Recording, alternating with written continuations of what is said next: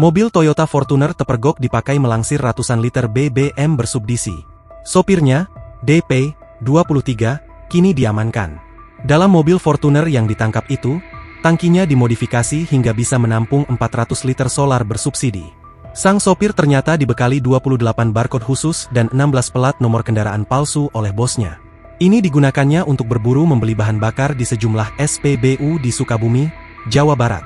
Pada konteks ini, berburu adalah DP mendatangi sejumlah SPBU dan mengisi mobilnya menggunakan solar bersubsidi menggunakan barcode palsu tersebut. DP ditangkap petugas di Tol Jagorawi, Bogor, Jawa Barat, Minggu, 4 Januari 2026, malam, saat hendak melancarkan aksinya. Dilansir dari Kompas.com, Kepala Induk Patroli Jalan Raya Tol Jagorawi Kompol Ahmad Jaluli mengatakan, DP merupakan karyawan yang menjalankan perintah atasannya. Ia diberi uang 3 juta rupiah untuk membeli solar subsidi di wilayah Sukabumi. Dia cuma karyawan yang disuruh isiin bensin sama atasannya. Dia memang sudah sering begitu, memang kerjaannya, kata Ahmad saat dihubungi, Senin, 5 Januari 2026.